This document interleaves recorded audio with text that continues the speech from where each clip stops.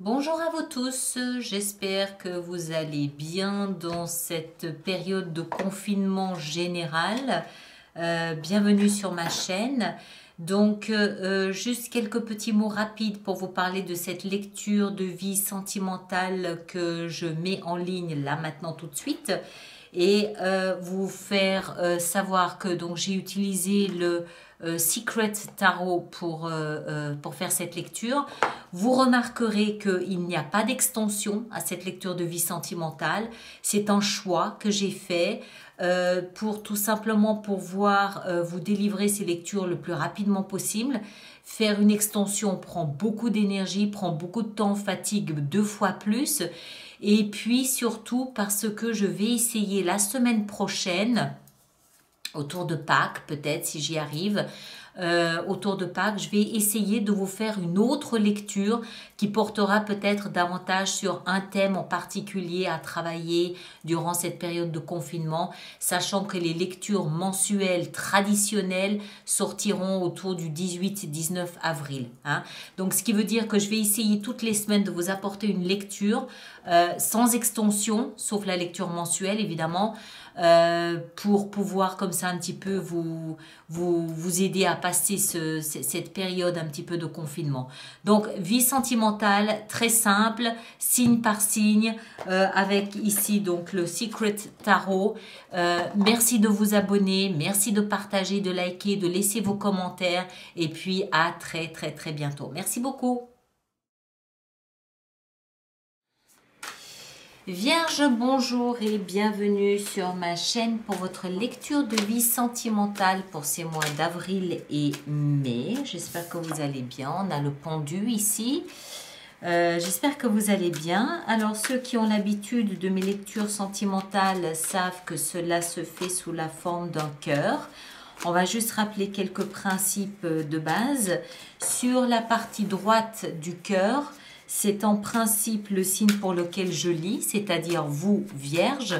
Et de l'autre côté du cœur, le côté gauche, c'est pour votre partenaire.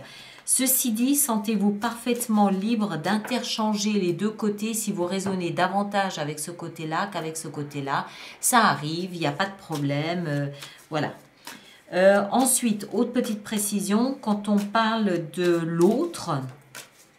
Alors, si vous êtes en couple, c'est bien évidemment votre partenaire, c'est bien évidemment celui ou celle avec qui vous êtes, avec qui vous vivez, vous êtes marié, vous dormez, voilà. Si vous êtes célibataire, on va dire c'est celui ou celle qui est dans votre cœur, d'accord? Si vous êtes célibataire, c'est la personne à laquelle vous aspirez, la personne à laquelle vous pensez, la personne que vous souhaitez, qui vous fait rêver, la personne qui vous est peut-être destinée si vous ne l'avez pas encore rencontrée.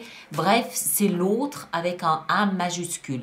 Dans certains cas, il peut aussi s'agir d'amitié très forte, notamment d'amitié amoureuse, c'est possible également, d'accord? Donc, laissez-vous emmener par cette lecture. Si elle résonne, parfait. Ne forcez pas les choses si ça ne résonne pas du tout avec vous, c'est que ça ne vous concerne pas. Et à ce moment-là, je vous invite peut-être à regarder votre signe ascendant ou votre signe lunaire qui généralement parle davantage de nos émotions que notre signe solaire. Voilà, ça y est, j'ai tout dit. Alors, on va y aller. Nos amis vierges, on va y aller. Hop, allez. 1, 2 et 3. Alors, la première carte, ici, la toute première qu'on va mettre, c'est en fait le point de départ de votre relation. D'accord? C'est le fruit des énergies de chacun des deux protagonistes. D'accord? Alors, vous avez en point de départ, vous avez le chevalier d'épée. Le chevalier d'épée, ici, pour démarrer, me fait comprendre que en fait, c'est une relation qui va vite. C'est une relation qui évolue vite. C'est peut-être une relation qui a pris naissance sur Internet. C'est peut-être aussi une relation, vous allez me dire, le confinement oblige un peu aussi, qui se poursuit par communication. Ce que je veux dire par là, c'est que vous n'êtes peut-être, la relation ne se vit peut-être pas là maintenant physiquement, elle se vit à travers la communication par Internet, des textos, des WhatsApp, des choses comme ça, d'accord? Le chevalier d'épée, il n'est pas forcément... il est très communicant, il est très mental, il parle beaucoup, il a des choses à dire et en plus, il est extrêmement rapide. Voilà, donc c'est un petit peu le point de départ de votre relation. On va voir comment ça évolue de part et d'autre. Les deux cartes suivantes sont votre état d'esprit à vous. Vous avez le valet d'épée et vous avez la reine de bâton. Alors, ces deux énergies me font comprendre à moi que je pense qu'effectivement, de tous les signes, vous êtes le seul que je perçois comme étant véritablement à distance. D'accord ? Je pense que le valet d'épée, il est ici pour nous expliquer que vous gardez un regard sur votre partenaire. Dans le sens où vous êtes très connecté sur Internet pour communiquer avec. Vous êtes très Facebook, vous surveillez entre guillemets ou vous espionnez peut-être un petit peu ce qu'il fait ou ce qu'elle fait. Vous vous tenez informé de ce que l'autre fait ou peut faire ces jours-ci. Tout ça parce que vous êtes quelqu'un, votre état d'esprit est extrêmement confiant. Vous avez la reine d'épée, que vous soyez homme ou femme, ça n'a rien à voir, c'est juste le principe de la reine qui est mis en évidence ici. Et en fait, vous êtes très sûr de vous. Vous êtes très sûr de vous, vous êtes très en confiance, vous avez un état d'esprit qui est très, qui est connecté à la séduction, qui est connecté à charmer l'autre, ou alors vous êtes peut-être ici dans un état d'esprit assez séducteur, et vous vous servez d'Internet, de cette période que nous traversons pour peut-être essayer de séduire, de charmer des personnes du sexe opposé sur Internet, c'est possible aussi. En partant du principe qu'on parle ici d'une communication, d'une relation, pardon, en partant du principe qu'on parle d'une relation, moi je vous vois très communicant. Peut-être aussi une petite tendance à être... un peu jeune dans votre façon de communiquer avec l'autre. Je ne veux pas dire immature parce que vous avez la reine de bâton avec vous. Je veux peut-être plutôt dire peut-être un peu provocateur. Mais ceci parce que vous savez qui vous êtes et vous savez comment séduire et charmer l'autre. Il y a peut-être un peu de provocation, peut-être un petit peu de... un peu de provocation dans votre communication avec l'autre. D'accord ? Je le perçois comme ça. Alors, l'état d'esprit de l'autre, c'était comme ça. Hein. L'état d'esprit de l'autre, de votre partenaire, est en fait au chariot et à la 6 de coupe. Alors, votre partenaire se trouve probablement à une distance de vous, encore une fois, physique, une distance physique. Et votre partenaire est quelqu'un qui veut aller très vite. Peut-être même un peu trop vite, d'accord? Avec le chariot, c'est quelqu'un qui sait parfaitement ce qu'il veut ou ce qu'elle veut, c'est quelqu'un qui va aller vite, c'est quelqu'un qui, dans son état d'esprit, vous reconnaît comme étant la personne qu'il ou qu'elle veut. Vous correspondez à un idéal, d'enfance, vous correspondez à une image ou à une idée que cette personne se fait de son alter ego. Il y a quelque chose en vous qui lui rappelle un souvenir d'enfance, un souvenir auquel il ou elle est attaché, un souvenir qui a vraisemblablement un rapport, un lien avec son foyer, sa famille. C'est peut-être l'amour que partageaient ses parents, par exemple, où il avait peut-être une image, un exemple d'amour idéal quand il était enfant ou qu'elle était enfant, bien évidemment, et que c'est quelque chose que cette personne, que votre partenaire souhaite reproduire. Bref, c'est quelqu'un qui est complètement acquis à votre cause et qui du coup veut peut-être aller un petit peu trop vite. Moi, j'ai un peu le sentiment avec ça que vous êtes peut-être un petit peu arrogant.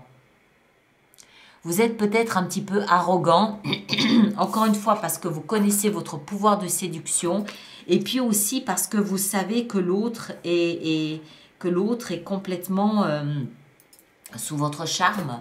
L'autre est séduit, l'autre est sous votre charme. D'accord? On va voir, on va continuer. Hein. La position suivante, c'est de là d'où vous provenez. D'accord? C'est votre passé, c'est de là d'où vous venez. Alors, en ce qui vous concerne, vous avez commencé quelque chose de nouveau. Vous avez démarré, alors vraisemblablement cette relation ici, vous avez démarré quelque chose de nouveau, vous avez initié quelque chose de nouveau, vous y avez mis votre passion, vous y avez mis votre flamme, vous y avez mis votre sève. Voilà, il n'y avait pas d'obstacle pour vous, les choses étaient claires, étaient limpides, vous vouliez un nouveau départ, plein de passion, plein de désir, plein de feu de la vie, plein de sève, plein de volonté, plein de créativité, plein de fougue dans ce nouveau départ. D'accord? Du côté de votre partenaire, il ou elle provient d'un espace de peur. Votre partenaire provient d'un espace où il ou elle se sentait bloqué, se sentait apeuré, se sentait douter de lui ou d'elle. Votre partenaire se sentait en manque de confiance totale. Totale. C'est d'ailleurs très surprenant d'avoir cet état d'esprit-là. Donc ça veut dire que c'est quelqu'un qui a réussi à dépasser cet état d'esprit de blocage, ce blocage. C'est quelqu'un qui a compris que la peur se trouvait dans sa tête et qu'il fallait aller de l'avant si ce partenaire voulait vraiment concrétiser, matérialiser une relation avec vous. C'est peut-être pour ça qu'il veut aller aussi vite, ou qu'elle, hein, vous vous adaptez en genre, hein, bien évidemment. Mais c'est peut-être pour cette raison que votre partenaire va aller aussi vite ici. Les deux positions suivantes sont les actions que vous entreprenez. La 10 de coupe et le soleil. Waouh! Regardez-moi ça. Waouh! Waouh! Alors, la 10 de coupe, alors on est dans les actions entreprises, d'accord? Donc la 10 de coupe, pour moi, ça veut dire que vous vous engagez pleinement et entièrement. Il n'y a pas de demi-mesure, il n'y a pas de oui, peut-être, demain. Non, vous êtes pleinement engagé dans cette relation. Vous êtes là pour bâtir pour le long terme.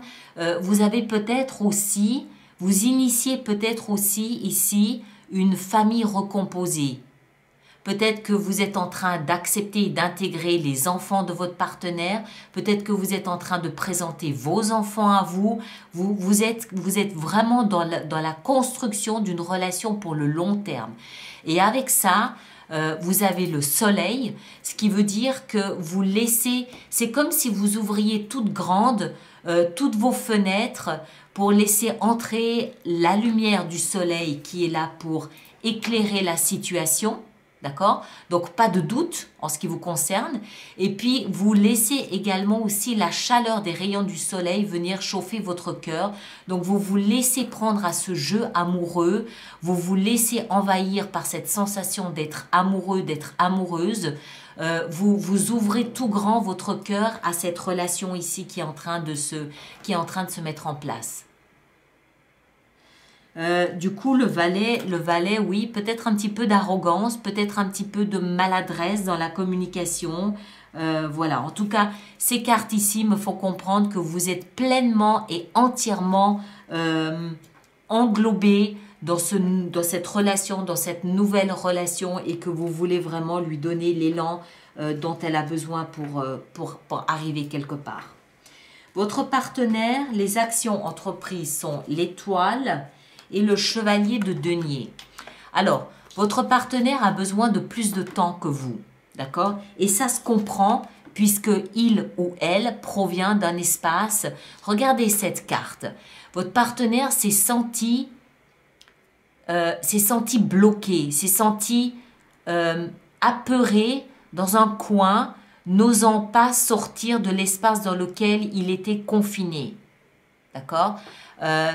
Cette personne doutait fortement de sa capacité à vous séduire, doutait fortement de l'issue de cette tentative de relation. D'accord? Du coup, votre partenaire a besoin de sortir de ce micro-trauma tout doucement, tout gentiment. L'étoile est là pour le guider. L'étoile, c'est cette lumière là-haut dans le ciel qui l'encourage à nourrir de l'espoir. Hein? C'est une lumière qui est là comme quelque chose de divin, comme quelque chose de destiné, qui lui prend la main et qui l'encourage à avancer, mais à avancer à son rythme. C'est-à-dire tout doucement. Il doit, le partenaire, d'abord sortir de sa peur avant de pouvoir commencer peut-être à rebâtir sa confiance en lui et venir vers vous tout doucement d'égal à égal. Vous, vous rayonnez ici. Vous êtes pleinement sûr et confiant du pouvoir de séduction qui est le vôtre. Ça n'est pas le cas de votre partenaire. D'accord? Donc, besoin de guérir cette peur, besoin de nourrir l'espoir d'une relation équilibrée et réciproque. Et du coup, votre partenaire, il avance, mais il avance lentement. Par contre, chacun des pas qu'il fait est un pas qui est sûr et certain. Il est parti pour bâtir pour le long terme, votre partenaire aussi. D'accord? Mais il faut respecter son rythme. Il avance, même si vous avez l'impression qu'il stagne, il avance, mais il avance à son rythme. Ok? Alors, ensuite, la position suivante, c'est le conseil qui vous est donné. Alors, le conseil qui vous est donné à vous, c'est d'être l'empereur. Alors, il y a toujours deux facettes aux cartes. Hein. L'empereur, il a une facette très dure, très rigide, très autoritaire, sans complaisance, froide comme le marbre. C'est quelqu'un qui a l'habitude de donner des ordres et des instructions, qui n'a pas du tout l'habitude d'attendre quelqu'un, qui n'a pas du tout l'habitude de voir ses ordres être discutés, qui n'a pas du tout l'habitude de se voir imposer une résistance. Ça, c'est un aspect de l'empereur. Le côté positif de l'empereur, c'est que c'est quelqu'un qui ne se laisse pas influencer ni manipuler. D'accord? C'est le conseil qui vous est donné. C'est quelqu'un qui sait très bien où il veut aller et qui sait très bien comment y aller. D'accord? Et c'est ça le conseil qui vous est donné. Entrez dans votre pouvoir d'empereur sans le côté rigide et froid, mais soyez déterminé à mener cette relation là où vous avez décidé de la mener. C'est vous qui décidez, de la destination, c'est vous qui décidez. En fait, c'est entre vos mains. Vous avez ce pouvoir entre vos mains de décider, de définir quel genre de relation vous voulez que cela soit. D'accord? L'autre compte un peu sur votre leadership, sur votre capacité à conduire cette relation. Donc, ne vacillez pas, ne soyez pas défaillant dans votre rôle d'empereur, mais avec toute la souplesse et l'empathie nécessaire parce que l'autre sort vraiment d'une situation l'autre a peur. D'accord? Donc, il ne s'agit pas de l'effrayer encore davantage. Au contraire, il faut lui montrer que vous êtes solide, vous êtes là, vous voulez cette relation, vous savez comment la mener à bon port et que l'autre peut compter sur vous, que vous êtes une épaule sur laquelle il peut s'appuyer. D'accord? C'est le conseil qui vous est donné. L'autre, le conseil qui lui est donné, c'est de décider clairement, nettement et de trancher tout ce qui peut lui faire peur. Regardez, parmi les épées qui font peur à votre partenaire, ici on a l'as d'épée qui nous explique qu'en fait, votre partenaire doit prendre imaginons que c'est Excalibur. Il doit prendre le pouvoir donné par cette épée, d'accord, votre partenaire, pour trancher dans cette peur, trancher dans le vif, tout ce qui peut l'empêcher de venir vous rejoindre sur ce chemin de l'amour. Et en plus, avec l'épée, il y a cette compréhension mentale du cheminement qu'il a à parcourir pour sortir de cette peur. D'accord? Donc, le conseil donné ici à votre partenaire, c'est d'empoigner cette épée de la vérité et de se servir du côté outil de cette épée pour trancher tout ce qui pourrait le retenir. L'issue de cette relation à ce stade, d'accord, à ce stade, l'issue, c'est la 3 de bâton. Alors, ça n'est ni vous, ni votre partenaire, d'accord? C'est le fruit des énergies à vous deux. Et le fruit de cette énergie, c'est la 3 de bâton qui nous parle ici de patience. Il s'agit de cultiver la patience tout en continuant à travailler sur cette relation. La 3 de bâton, moi je la compare souvent à la souricière, vous le savez. C'est ce chat qui se tapit devant ce trou de souris. Il sait très bien ce qui va sortir de ce trou. Il sait très bien quel goût juteux cette souris va avoir sous ses dents, hein, sous ses crocs. Il le sait très bien. Ce qu'il ne sait pas, c'est à quel moment elle va sortir. Et c'est exactement ça. Vous savez parfaitement, où vous voulez mener cette relation. Vous le savez. Vous savez parfaitement à quoi elle va ressembler. Vous savez très bien comment faire. La seule chose que vous ignorez, c'est à quel moment vous allez pouvoir vous réunir et vivre votre amour comme vous voulez le vivre. C'est la seule inconnue que vous ayez. D'accord? Alors, c'est peut-être dû au confinement, c'est possible, parce qu'il y a quand même plusieurs énergies ici qui nous parlent de distance. Moi, j'ai davantage l'impression que c'est lié à la peur que votre partenaire traverse. Vous ne pouvez pas avancer tout seul, vous êtes obligé d'attendre que votre partenaire émerge de cette peur et qu'il ou qu'elle empoigne son Excalibur pour voilà, je suis là, d'accord? Et vous, de votre côté, vous devez vous montrer ferme, souple, mais ferme, d'accord? Souple, compréhensif, empathique, mais faire comprendre à l'autre que vous êtes solide et que l'autre peut s'appuyer sur vous. Le rassurer. D'accord? Voilà mes très chers. Alors, je m'arrête ici. Merci de partager, de liker, de me laisser vos commentaires, de vous abonner si ce n'est pas déjà fait. Et puis, comme je vous le dis en intro, on va se retrouver tout au long de ce mois d'avril pour d'autres lectures comme ça, pour essayer de vous maintenir un petit peu en haleine, en alerte ou en haleine et au travail. Hein? Allez, je m'arrête ici. Merci à vous et à très très bientôt. Merci bien.